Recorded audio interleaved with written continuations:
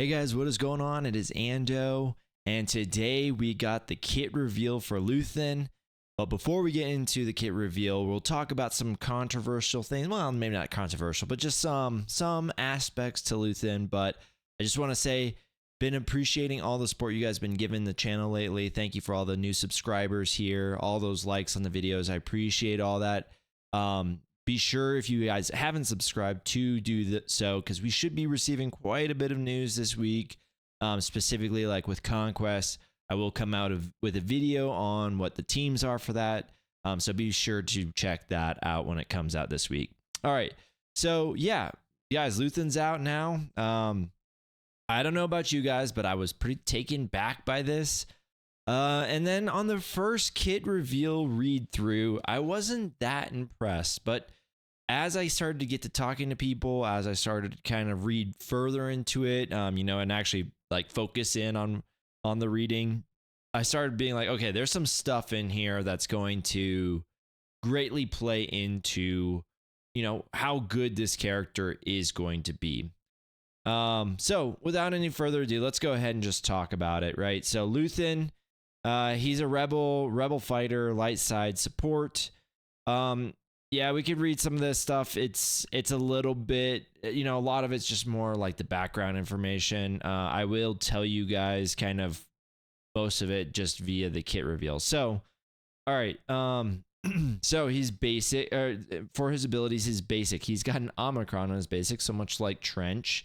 You deal special damage to the target enemy and inflict healing immunity for 1 turn. Now, that's pretty cool. Remember, again, the 2 teams that he's kind of slated to fit into right now is Saw Gerrera and also Mon Mothma. Now, on the Mon Mothma team, there's a ton of assisting, right? Like basically every time everyone goes, you got an assist. So whenever you go, you've got a healing immunity for 2 turns. 2 turns is pretty good. Yeah, there's not much to say about this. It's pretty legit. So when we see Axis, that means that he's going to be falling underneath the Saw lead. So underneath Saw, during his turn, he'll inflict buff immunity for 2 turns on the target enemy, so that you're going to prevent any taunts and all that other good stuff, which can't be dispelled, but it can be prevented, which means there's going to be some sort of potency tenacity check here. If an ally rebel commander is active, inflict fear for 1 turn on the target enemy. Now that's pretty big.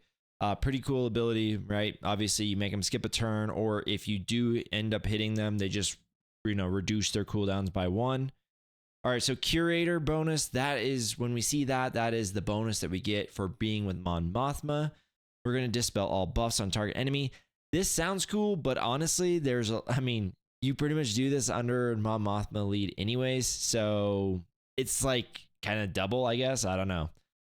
During Luthen's turn, if the ally rebel commander is active, call them to assist, right? And again, underneath the Mon Mothma lead, like this is constantly happening. It's just nice that you get an extra one, I suppose, but nothing crazy. So the Omicron portion though says during Luthen's turn, he gains 25 speed max for 100 until the end of the encounter, and the target enemy has their defense reduced by 30% until the next time Luthen uses basic ability or until he is defeated. Now, when I started kind of thinking about like, okay, what exactly does this do?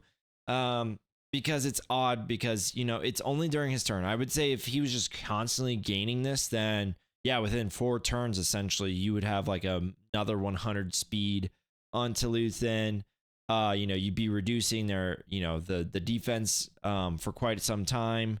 But it is nice, but I don't think you're going to be wanting to spam the basics here all that often. Maybe underneath the Saw lead, but we'll see. His specials are really good, so you're not going to really want to pass up those opportunities. So we'll see. All right, so speaking of the specials, we got special 1. What do I sacrifice? It's a cooldown of 3, and it's got an Omicron. So final text is that if the ally leader is rebel and not a galactic legend, aka if it's not galactic legends Leia, you're going to summon a rebel trooper. Now here's the part when I didn't read through it all the way that I missed, and it's actually really huge, right? So and you're going to promote them basically immediately to a rebel commander, right? So you forego like all those, in Mon Mothma you used to have to kind of sit there and like wait turn after turn after turn before you could, even promote it to officer. We're just going straight to commander here, which is crazy. If the rebel commander is already present, you're just going to dispel all debuffs on them. And I don't like when they use these kind of terms, but I mean, if you just use basic English here, right? Like this them is rebel commander, but it also speaks to them as like a multiple of thems, which is why I would like, is this just also for, all allies, like all, rebels that aren't, Galactic Legends or like Rebel, I don't know. Like I said, I think it's talking about Rebel Commander, but who's to say here? And they gain a bonus turn again. They being, I think, the Rebel Commander.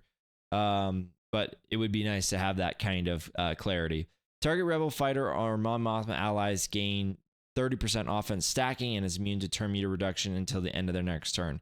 And again, this is one of those ones where I'm pretty sure they're just saying, hey, whatever your target Rebel Fighter or Mon Mothma ally you selected, they're going to get 30% offense stacking. That could be just where you end the period. And you're also going to be immune to turn meter reduction until the end of their next turn, right? So this 30% offense stacking isn't for one turn, so it's not, they're not going to constantly assist at the 30% additional. They're going to eventually, in one way of reading it, that 30% is going to stop their next turn. In the other way of reading it, right, like that stays and you can stack that until Kingdom Come.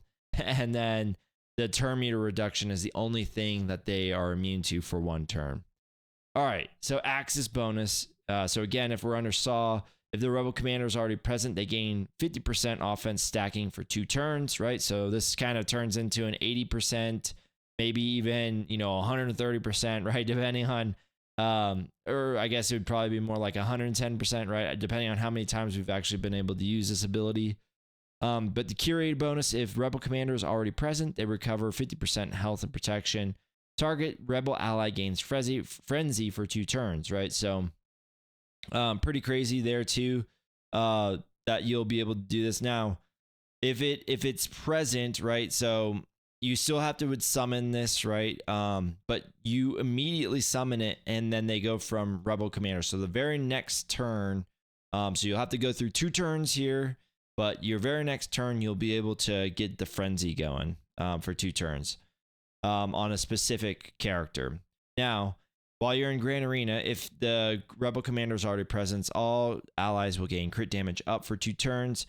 Mon Mothma and all other Rebel Fighter allies gain 30% offense stacking. So again, kind of on top of what we're already receiving, and immune for turn meter reduction until the end of next turn. Then the target Rebel Fighter ally ignores taunt until the end of their next turn. Now, I'm going to give this Omicron like a B-. The offense stacking is pretty sweet, especially when you pair it up with like what's already been happening. Sure, yeah, turn meter reduction's pretty cool. But the target Rebel Fighter ally ignores taunt until the end of the next turn. That's sort of redundant here. Most of these guys we've known that we played with Mon Mothma, right? We dispel pretty much right away. So unless they're running like double tank or something like that, excuse me, I don't really see how this affects the fight that much currently.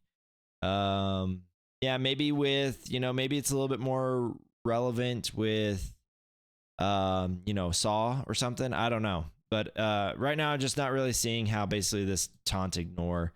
Unless maybe it's like a mirror match too. Like I guess that could probably be another one. So special 2, another cooldown of 3, and it's a Zeta Sunless Space. So Mon Mothma and all Rebel allies gain speed up and a bonus protection 20% for 2 turns.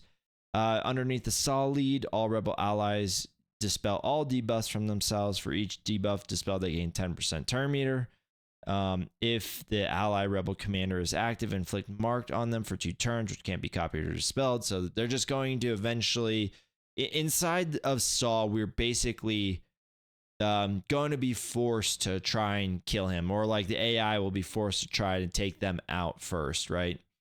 For Curator, they're going to rally Mon Mothma and all Rebel fighter allies. So it's just like the rally mechanic that Mon Mothma has on her. So I think that's probably what it's going to be. All right, so unique one. This is the Omicron that I'd say looks really good.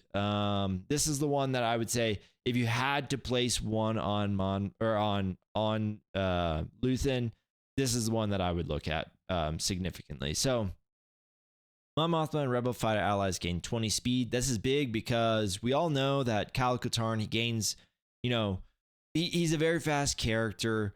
Adding the 20 speed plus, his kind of own unique in there is going to help him be what kind of kickstarts it. Now, we don't know. Maybe Luthen is what kickstarts this team. Maybe he's very fast, plus his own 20% or 20 speed on his unique makes him faster than even like Kyle Katarn. Who knows? They've been doing some pretty crazy stuff, but yeah, the 20 speed actually does add up quite a bit. At the start of each encounter, if the allied leader is Rebel and not a Galactic Legend, again, basically not Leia or Ghana, summon a Rebel Trooper and promote them to Rebel Commander. While the Rebel Commander is active, Luthen is immune to ability block, cooldown, increased, and taunt effects, and he can't be targeted or reduced below 100%. At the start of battle, if there is no Rebel leader and there is no Galactic Legend allies, if Saw Gerrera's leader, Luthen, gains the Axis effects. Otherwise, he gains the Creator effect. And then under the Axis effect, whenever a Rebel Trooper is summoned, they gain the Expendable asset, which is a thing that we can explain later on. And they're inflicted with mark for 2 turns. Again, these are going to be guys that are, we're underneath Saw, we're going to kill the Rebel Trooper, which will be a Rebel Commander. Whenever a Rebel Trooper is defeated, all attacker allies have their cooldowns reset, right? So it's just sort of another way that we're going to be able to spam all those cooldowns there. Under Curator, whenever Rebel Trooper begins its turn, Luthen and Mon Mothma gain 20% turn meter. This is why I think that this team is going to actually be falling into this character is going to kind of, he's already got his like, I know who I'm going with under GAC. I know who I'm going with under like TW, right? Like they've already kind of really set this up to where he's going to operate a little bit differently for each team.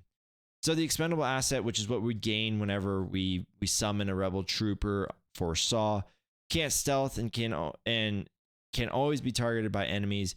They lose 70% of their max health and gain 70% offense.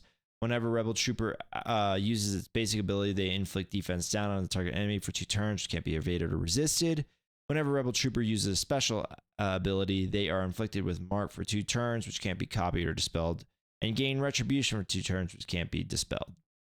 So while in Grand Arena, if there are no Rebel Galactic Legend allies at the start of battle, aka again right now Leia Organa, Mon Mothma and Rebel fighter allies gain 30% max health, mastery, and 20 speed, and they gain bonus protection 50% for 1 turn. So we've now moved up to 40 speed due to this unique. If we did add that Omicron again, fast. When we talk about even just adding 10 speed to Kyle Katarn, we have to remember to bring in his unique into this, and it makes him like that much faster. It's pretty crazy. So adding 40 speed here is like insane. The first time the Rebel Commander is defeated in each battle, summon a Rebel Trooper and promote them to Rebel Commander. Okay, so unique to Rebel Trooper. This is just basically all the things, right? And it's the exact same as the abilities are the exact same, but remember, we're not going to actually go down to this spot. We are just going to go immediately into Commander, which has some different, added bonuses, I guess is the best way to put it. So, and then here's the interesting thing here too. Rebellion Tactics is the unique of this Rebel Trooper. This was pointed out with someone inside of the guild, which is pretty crazy though. Mon Mothma and Rebel fighter allies have 15% critical damage and 30% tenacity. This unit has been promoted to Commander, which it's always going to do. These bonuses are tripled. So basically all your Rebel fighter allies are going to have the 45% crit damage and 90% tenacity. So, and then yes, of course, this unit's stats are scaled with the summoner stats. If there's like any of those like death ones, right? All this is saying is like if there's any of those deaths, right? So like currently we have one where it says like, you know, anytime that a light side ally is defeated, you know, we get 15 speed and or 20 speed and 15% offense or something like that. This wouldn't count towards that.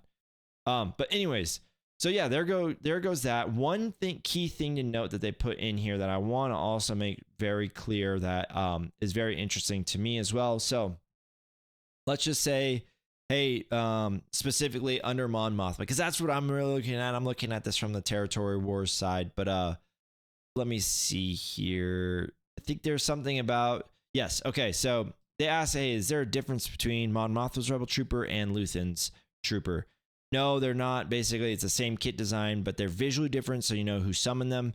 But doesn't matter who summons them, Luthen will automatically promote the trooper to commander no matter who summons them, right? So if for whatever reason, you know, the AI decides to target your Luthen, immediate summon and kill your commander, you can immediately, right, use Mon Mothma's and summon another rebel trooper. And Luthen is going to promote them to rebel commander. So you're going to get those added bonuses like quite literally often, like all the time, essentially, which I didn't catch on my first time. So this guy is going to be really good. I'd say the only thing is that I'm a little bit like, I'm a little bit weirded out by Luthen being a conquest character. I won't say he doesn't deserve it, because like honestly that's very subjective. I just think it's very odd placed with, you know, what things are coming out versus where we are and like the timeline of things.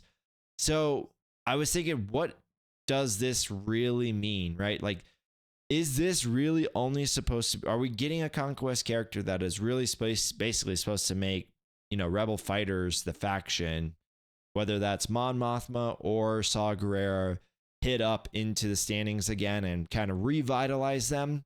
Is that what this conquest character is really going to do? Like, I haven't heard a ton of people that's just said like, I am just so upset that Mon Mothma is gone.